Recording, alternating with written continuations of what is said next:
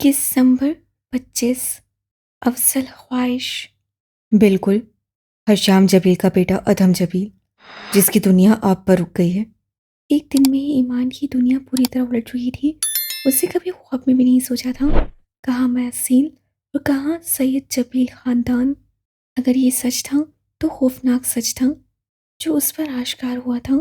وہ کتنے ہی پل بت بنی بیٹھی رہی، اسے لگا شاید وہ خواب دیکھ رہی ہے، کوئی ڈراؤنا خواب۔ حشام جبیل اس کی سماعت سے نام ٹکرانے لگا۔ تم تو میرا نام تک نہیں جانتی۔ معسیل کے الفاظ اس کی سماعت سے ٹکرائے۔ وہ واقعی نہیں جان پائی تھی کہ وہ صرف ادھم نہیں، ادھم جبیل تھا۔ آپ نے مجھے فون کیوں کیا ہے؟ اسے دھڑکتے دل کے ساتھ پوچھا۔ کیا اس کی ذات اتنی اہم تھی کہ جبیل خاندان کا کوئی شخص اسے خود فون کرتا؟ وہ حیرت کے گہرے سمندر میں تھی۔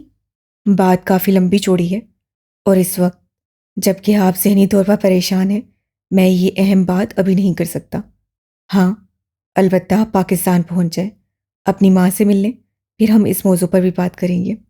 وہ نرمی سے کہتا فون بند کر چکا تھا، جبکہ ایمان جہاں تھی وہیں بیٹھی رہ گئی۔ اپنی ماں کو تکلیف میں دیکھنا کس قدر تکلیف دہ ہوتا ہے، یہ صرف وہی جانتی تھی۔ ایئرپورٹ سے وہ سیدھا ہسپتال آئی تھی۔ سلمہ بیگم کو مشینوں میں جھگڑے دیکھ کر ایمان کا دل کٹ کر رہ گیا تھا۔ ہمایسہ اس سے لپٹ کر ایسے روئی جیسے پتہ نہیں کب سے وہ چیخنا چلانا چاہتی تھی۔ آنسو تھے کہ رکنے کا نام نہیں لے رہے تھے۔ وہ سلمہ بیگم کا ہاتھ تھامے بیٹھی تھی۔ اس کا بس چلتا تو چٹکی بجا کر سلمہ بیگم کو ٹھیک کر دیتی تھی۔ اس کے آنے کے کچھ دیر بعد اس کے چچا کی فیملی آئی تھی، اور پھر آدھے گھنٹے بعد اس کے ماموں آ گئے تھے۔ ایمان نے بس سلام کیا، اس سے کوئی بات کرنا گوارا نہیں سمجھا۔ جو میری ماں کا نہیں وہ میرا نہیں۔ وہ ہمیشہ ہی یہ سوچتی تھی۔ اسے اپنی ماں کو تکلیف دینے والے سبھی لوگوں سے نفرت ہو جاتی تھی، اس میں اس کا باپ بھی شامل تھا۔ وہ نہیں جانتی تھی کہ اس کے جانے کے بعد کیا ہوا تھا۔ گھر میں سب ایک ساتھ رہتے تھے، وہ اور اس کے چچا کی فیملی، لیکن ایسا کیا ہوا کہ وہ لوگ اس مشکل وقت میں بھی سلمہ بیگم کے ساتھ نہیں تھے۔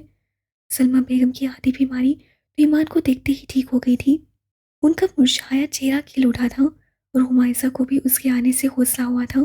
وہ ڈاکٹروں سے خود مل رہی تھی، خود ان سے ساری رپورٹس لے رہی تھی۔ ہمایسہ اسے غور سے دیکھ رہی تھی۔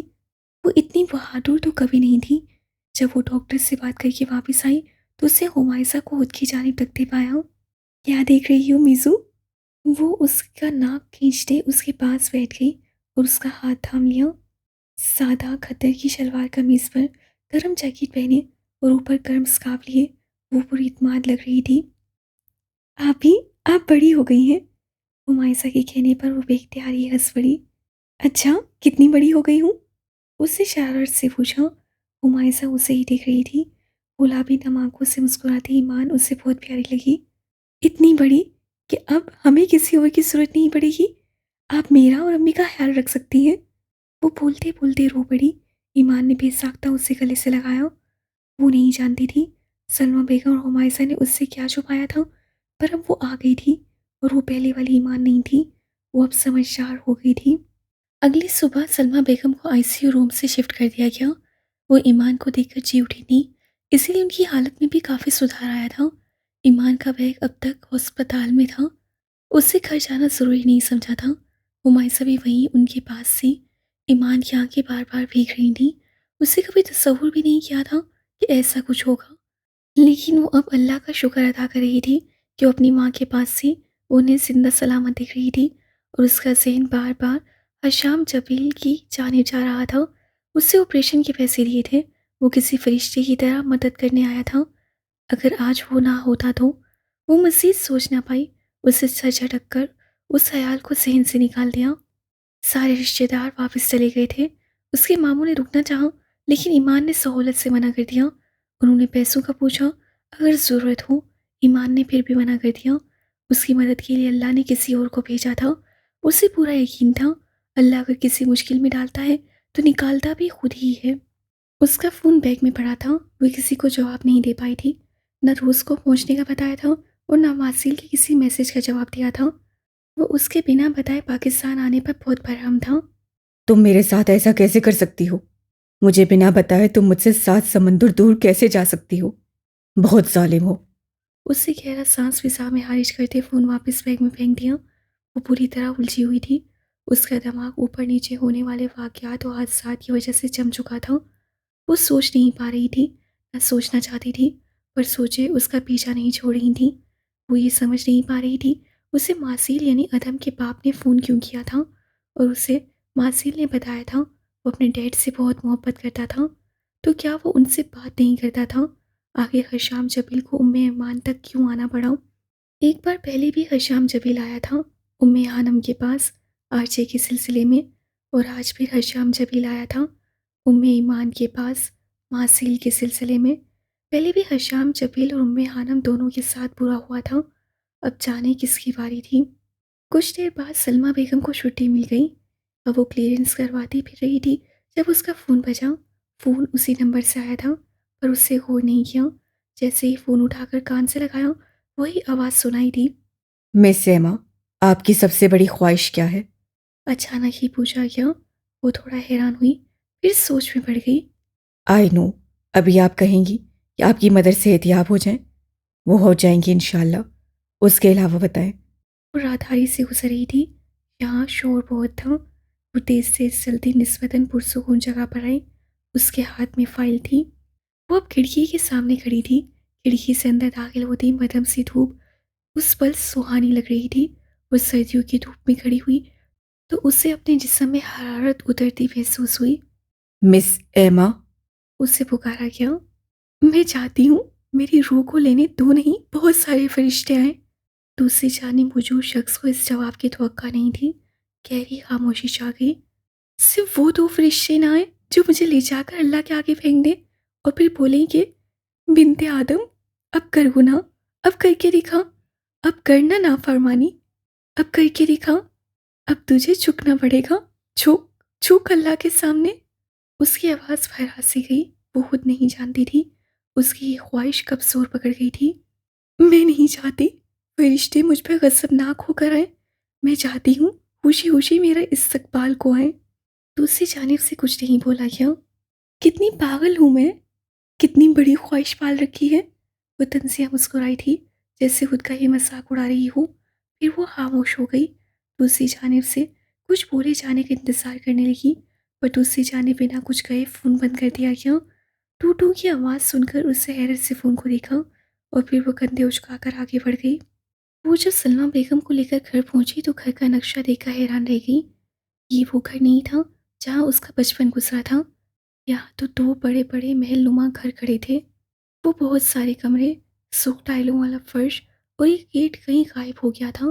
اس کے دونوں چچاؤں نے اپنے اپنے پورشن الگ کر کے نئی عمارتیں بنا لی تھیں، جبکہ ایک چھوٹا سا دروازہ لگا تھا جس کی جانب ہمایسہ اس کا بیگ لے کر بڑھی تھی۔ اسے سلمہ بیگم کو تھام رکھا تھا۔ اس سے یہ دیکھ کر زور کا جھٹکا لگا تھا۔ دروازہ کھول کر وہ اندر داخل ہوئی۔ ایمان خالی خالی دماغ لیے اندر آئی۔ حصے کے نام پر انہیں 3 مرلے کا پورشن دیا گیا تھا۔ وہ حیرانی سے سب دیکھ رہی تھی۔ ایک کمرہ، ایک چھوٹا اسٹور روم، ایک چھوٹا کچن اور چھوٹا سا برآمدہ اور چھوٹا سا صحن، بس یہی ملا تھا انہیں۔ پرانا سرخ ٹائلوں والا فرش۔ اس کی آنکھوں میں بے ساختہ پانی آ گیا۔ وہ کچھ نہ بولی۔ اسے کچھ سمجھ آنے لگا تھا کہ اس کی ماں اس حال میں کیسے پہنچی تھی۔ وہ انہیں اندر کمرے میں لے آئی۔ ایمان نے راستے میں کھانے پینے کے سامان کی خریداری کر لی تھی۔ ہمایسہ سارا سامان لے کر کچن میں چلی گئی تھی۔ ایمان کی آنکھوں میں ابھرنے والے آنسوؤں کو سلمہ بیگم نے دیکھ لیا تھا۔ بہت اکیلا کر دیا مجھے ان لوگوں نے۔ سلمہ بیگم روتی نہیں کو تھیں۔ ایمان نے ان کا ہاتھ تھام لیا۔ آپ پلیز مت روئیے گا، آپ اکیلی نہیں ہیں، میں آپ کے ساتھ ہوں۔ انہیں غصہ دینے لگی تھی جبکہ اس کے اپنے ذہن میں عجیب جنگ جاری تھی۔ بچپن کی یادیں، بارش میں گول صحن میں کہکے لگاتے گھر کے سارے بچے، وہ ہنسی کی آوازیں، وہ بچوں کے لڑائی جھگڑے، یہ سب بس دادی دادا کے زندہ رہنے تک تھا۔ پتہ نہیں انسان اتنا تیزی سے آگے کیوں بڑھنا چاہتا ہے، کیوں وہ ٹھہر کر ان پلوں کو جی نہیں سکتا۔ پتہ نہیں انسان اتنی جلدی میں کیوں ہے۔ اس سے کوئی بات نہ چھیڑی۔ وہ کچن میں آئی تو ہمایسہ چائے بنا رہی تھی۔ ایمان کو وہ ہمایسہ نظر نہیں آئی جو ہر وقت فون پر گیم کھیلنے میں مصروف نظر آتی تھی۔ وہ قد میں اس کے برابر آ گئی تھی، صرف 1 انچ چھوٹی تھی۔ البتہ اس کے چہرے پر پہلے جیسی رونق نہیں تھی، وہ پہلے جیسی چمک اور شرارت کہیں گم ہو گئی تھی۔ چینی کم، اسے ہدایت دی۔ ہاں پتہ ہے، چینی کم اور پتی تھوڑی زیادہ۔ میں جانتی ہوں آپی آپ کو کیسی چائے پسند ہے، وہ بولی تو ایمان مسکرا دی۔ اسے کچن میں چھوڑ کر اس چھوٹے کمرے کی جانی پڑی جو کہ ابھی اسٹور روم ہوا کرتا تھا اور اب ان کے حصے میں آیا تھا۔ وہ جیسے ہی دروازہ کھول کر اندر داخل ہوئی اور کمرے کی بتی جلائی تو ایک پل کو ڈر سی گئی، ٹھٹک کر رکی۔ سامنے ہی دیواروں پر عجیب و غریب سی پینٹنگ سی۔ وہ جانتی تھی ہمائسہ کو آرٹ کا شوق تھا، پر یہ کیسا ایبسٹریکٹ آرٹ تھا۔ پینسل سے اسکیچز بنائے گئے تھے۔ اسے سامنے ہی دیوار پر ایک بڑا سا اسکیچ لگا رکھا تھا۔ ایک لڑکی تھی شاید جو بیٹھی ہوئی تھی، کسی اذیت اور تکلیف کے باعث وہ جھکی ہوئی تھی، جیسے بیٹھ کر رکوع کرتے ہیں، اور پیچھے اسی گردن سے کوئی ڈیمن نکلا ہوا تھا جو بہت لمبا تھا، کسی سانپ جیسا۔ وہ منہ کھولے آسمان کی جانب دیکھتے جیسے چیخ رہا تھا، البتہ اس کے بڑے بڑے خونخوار دانت نظر آ رہے تھے۔ وہ ٹکٹی باندھے اس اسکیچ کو دیکھتی رہی۔ عجیب و غریب اسکیچز سے کمرے میں ایک بیڈ رکھا تھا، لیکن ہمائسہ نے ہی اسے اپنا کمرہ بنایا تھا اور پھر ساری دیواروں کو اسکیچز سے بھر دیا تھا۔ یہ سب میں نے بنائے ہیں، وہ اس کے پیچھے کھڑی تھی۔ میزو، یہ سب کیا ہے؟ ایمان بے اختیار اس کی جانب بڑھی اور اس کے دونوں ہاتھ تھام لیے۔ پتہ نہیں، ایسے لگتا ہے میرے اندر کوئی بری چیز ہے، برائی، جیسے ڈیمن، شیطان جو باہر نکلنے کو بے چین ہے۔ وہ اپنے اسکیچز کو بیان کرنے کی کوشش کرنے لگی۔ ایمان اسے ہی دیکھ رہی تھی۔ اس کی میزو کہیں کھو گئی تھی۔ یہ سامنے کھڑی لڑکی تو وہ میزو نہیں تھی۔ ایمان نے بے اختیاری اسے گلے لگا لیا۔ میں آ گئی ہوں نا، سب ٹھیک ہو جائے گا، پر تم آئندہ ایسی اسکیچنگ مت کرنا، ٹھیک ہے نا؟ وہ اس کے پھولے گال پر پیار کرتے ہوئے بولی تو ہمائسہ مسکرا دی۔ اس سے دروازہ بند کر دیا۔ وہ دونوں سلمیٰ بیگم کے پاس آ گئیں جہاں ہمائسہ نے چائے بنا کر رکھی تھی۔ بہت ساری باتیں تھیں جو ایمان کو ان دونوں سے کرنی تھیں۔ وہ اپنے گھر میں تھی، ایک چھوٹے سے گھر میں، اپنے پیاروں کے پاس ہونے کا عجیب سا سکون تھا۔ ایسے کون جاتا ہے؟ وہ خفا تھا، غصہ بھی۔ میں خود مختار ہوں، اپنی مرضی کی مالک، اب آپ سے پوچھ کر تھوڑی چلوں گی۔ روکے سے جواب پر ماسل کا شکوہ دم توڑ گیا۔ ہاں، بھلا وہ اس کے ساتھ تھوڑی بندی تھی۔ How is your mom now? اس سے بات پلٹی۔ الحمدللہ بہتر ہے، اس کے لہجے میں شکر ہی شکر تھا۔ کیسے کر لیتی ہو ایمان تم یہ سب؟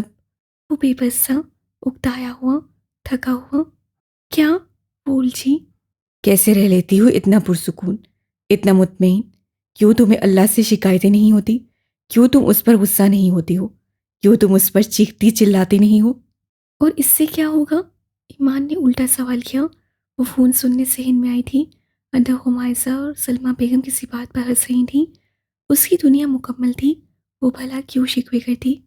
تاکہ خدا کو احساس ہو کہ ہم اس سے ناراض ہیں۔ پتہ نہیں وہ اسے کس راز سے بڑھانا چاہتا تھا۔ میں نہیں ہوں ناراض تو میں کیوں غصہ کروں، کیوں چیخوں چلاؤں؟ پر میں ہوں، اس نے تمہیں مجھ سے دور کیا ہے اور مجھے یہ سب برا لگ رہا ہے۔ وہ کہہ دینے کا عادی تھا، کوئی بات دل میں نہیں رکھ سکتا تھا۔ اس کی بات سن کر ایمان نے گہرا سانس فضا میں خارج کیا۔ باہر ٹھنڈ تھی۔ ادھم میں تھک گئی ہوں، مجھے سونا ہے۔ وہ ایسی باتیں نہیں سن پاتی تھی۔ تمہارے عدم کہنے پر مجھے اپنی کائنات تھمتی محسوس ہوتی ہے۔ وہ پھر ظاہر کر گیا، چھپا نہیں پایا۔ ہے، تم ریسٹ کرو، گڈ نائٹ۔ وہ فون بند کر کے جا چکا تھا۔ جبکہ ایمان واپس کمرے میں لوٹ آئی، وہ ایک ہی بیڈ پر کمبل ڈالے سلمیٰ بیگم کے ارد گرد بیٹھی تھیں۔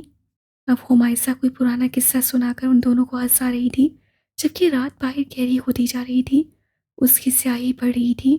وہ آج پھر کھڑا تھا اکیڈمی کی اس اسٹیج پر جہاں تک پہنچنے کے لیے لوگوں نے جانے کتنے سال محنت کی تھی، پر وہ بازی لے گیا تھا۔ اس سے نہیں کہ وہ سکھانے آیا تھا، وہ بڑا بننے آیا تھا، پر اس لیے کہ وہ جگانے آیا تھا۔ غفلت کی نیند میں سوئی آج کی جنریشن کو، اپنے ساتھیوں کو وہ اٹھانے آیا تھا، اور اب بھاگنے کا دور آ گیا تھا۔ وہ سیکھنے آیا تھا۔ ان کے ساتھ ہی جو سامنے کرسیوں پر بیٹھے تھے، اس کے ہاتھ میں آج پھر پزل باکس تھا، پر یہ پزل باکس واکیوم جیسا نہیں تھا، یہ لکڑی کا بنا ہوا تھا، جس پہ لکڑی سے عجیب و غریب قسم کے ڈیزائنز بنائے گئے تھے۔ کسی خانے پہ گول دائرہ تھا، کسی پہ کھڑی بنی تھی، کسی پر دروازہ بنا تھا، یوں جیسے کوئی قدیم عمارت ہو اور وہ اسے کھولنے کی کوشش میں ہو۔ سیاہ پینٹ ڈریس میں ملبوس وہ شخص موٹے فریم کی اینک کو ناک پر سجائے سامنے کھڑا تھا۔ اس کی یہ اینک اس کی ذہانت میں جیسے اضافہ کرتی تھی۔ مجھے یہ جاننا ہے کہ پورٹل کیسا ہوتا ہے۔ سننے میں آیا ہے اس کائنات میں بہت سارے پورٹل ہیں۔ کیا ہم کسی پورٹل تک پہنچ سکتے ہیں؟ کیا ہم کسی پورٹل کو پار کر سکتے ہیں؟ وہ جو لکڑی کے پزل باکس سے کھیل رہا تھا، یہ سن کر اس کے ہاتھ تھم گئے۔ وہ ڈائس سے ہٹا اور چلتا ہوا اسٹیج کے درمیان میں آیا۔ سامنے اتنی عوام بیٹھی تھی کہ اسے سوال کرنے والا لڑکا نظر بھی نہیں آیا۔ کائنات کے پورٹلز کی بات تو ہم بعد میں کریں گے، پہلے تو آتے ہیں ہم انسان کے اندر جو پورٹلز موجود ہیں ان کی جانب۔ وہ ڈائس کی جانب کیا اور پزل باکس کو وہاں رکھ دیا۔ کیا آپ کا سامنا کبھی اپنے اندر کے ڈیمن سے ہوا ہے؟ اس نے واپس درمیان میں آتے ہی سوال پوچھا۔ اس کے ہاتھ میں ایک مارکر تھا۔ ایسے ڈیمنز جو آپ پہ حاوی ہو جائیں تو آپ خود کو بھول جائیں کہ آپ کون ہیں، کیسے ہیں، آپ کا اصل کیا ہے۔ وہ اپنے پیچھے وائٹ بورڈ پر کچھ بنانا چاہتا تھا پر پھر رک گیا، کیونکہ وائٹ بورڈ پر اگر وہ ہاتھ سے کچھ بناتا تو پیچھے بیٹھی عوام کو کچھ نظر نہ آتا، اس سے اسے پروجیکٹر چلانے کا کہا۔ اب اس کے پیچھے اسکرین پر ایک اسکیچ تھا، ایک بہت بڑا اسکیچ۔ کسی میسون نامی لڑکی کی اسکیچنگ تھی۔ ایک لڑکی زمین پر جھکی ہوئی تھی اور اس کے اندر سے کوئی ڈیمن پوری طاقت سے باہر نکلنے کی کوشش کر رہا تھا۔ یہ اسکیچ حال ہی میں نیٹ سے اٹھایا گیا تھا۔ جب میں یہ اسکیچ دیکھ رہا تھا تو میرے ذہن میں ایک ہی بات گھوم رہی تھی کہ جس نے بھی یہ اسکیچ بنایا ہے اس نے آج ہی انسان کے نقشے کو کھول کر بیان کر دیا ہے۔ وہ سانس لینے کو رکا۔ اس کے لبوں کے پاس چھوٹا مائک تھا، اس لیے اس کی آواز پیچھے بیٹھی عوام تک بآسانی پہنچ رہی تھی۔ انسان اور شیطان نہیں، بلکہ انسان اور اس کا نفس تھا۔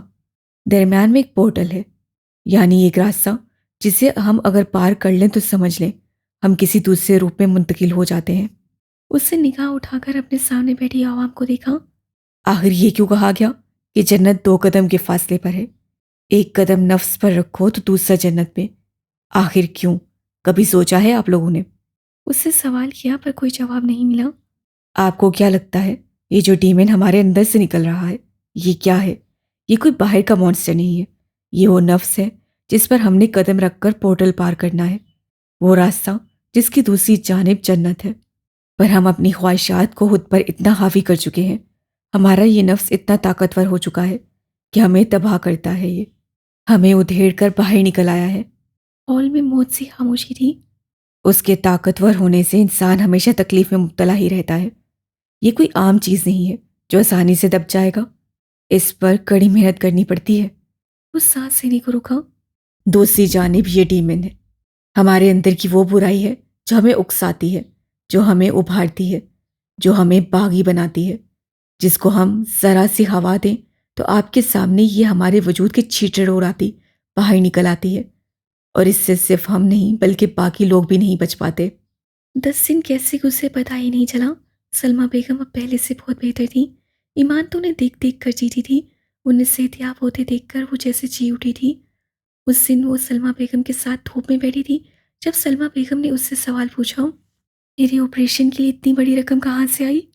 سوال ایسا تھا کہ ایمان جو ان کے پاس بیٹھی مٹر نکال رہی تھی، اس کے ہاتھ تھم سے گئے، دل کی یہ دھڑکن بڑھ گئی۔ ادھار لیے ہیں کسی سے؟ اس سے بنا ان کی جانب دیکھے جواب دیا، وہی تو پوچھ رہی ہوں، آخر اتنی بڑی رقم کس سے دی؟ وہ جاننا چاہتی تھی۔ دنیا میں ہوتے ہیں کچھ لوگ جو مدد کر دیتے ہیں، پر آپ پریشان مت ہو، میں محنت کر کے سارا قرضہ چکا دوں گی، کچھ غلط نہیں کروں گی امی۔ وہ مسکرائی تو سلمہ بیگم کو تسلی ہوئی۔ وہ جانتی تھی ایمان حلال حرام پر بہت یقین رکھتی تھی۔ سلمہ بیگم کو بے اختیاری اپنی بیٹی پر فخر ہوا۔ جب کوئی نہیں تھا تو اس سے سب سنبھال لیا تھا۔ ہاں، اب انہیں کسی اور کی ضرورت نہیں رہی تھی، ان کی اولاد ہی ان کی دنیا تھی۔ مجھے آپ کا قرضہ اتارنے کے لیے کیا کرنا ہوگا؟ جب دوبارہ اس سے حشام جبیل کا فون آیا تو اس سے پوچھ لیا۔ آپ کو لگتا ہے آپ اتار پائیں گی؟ دوسری جانب سے الٹا سوال کیا گیا۔ اگر صرف پیسوں کی بات ہے تو اتار دوں گی، اگر احسان اتارنے کا کہہ رہے ہیں تو بھی کوشش کروں گی، وہ صاف گوئی سے بولی۔ دوسری جانب ایک پل کو خاموشی چھائی۔ میرے پاس آپ کے لیے ایک جاب آفر ہے۔ وہ سن کر تھوڑا حیران ہوئی۔ کیسی جاب؟ اس سے فوراً پوچھا۔ ادھم کو واپس لانے کی۔ کیا مطلب؟ بول جی۔ وہ محبت پر بہت یقین رکھتا ہے اور اس وقت وہ آپ سے بے پناہ محبت کرتا ہے۔ آپ اسے صحیح راستے پر لا سکتی ہیں اگر آپ چاہیں تو۔ بات ادھوری چھوڑ دی گئی۔ یہ آپ قیمت مانگ رہے ہیں مجھ سے میری مدد کرنے کی؟ ایمان کی بھون میں سکڑ گئی۔ خیر، مفت میں تو کچھ بھی نہیں ملتا آج کل، پر میں کوئی قیمت نہیں مانگ رہا۔ میں بس چاہتا ہوں وہ واپس لوٹ آئے۔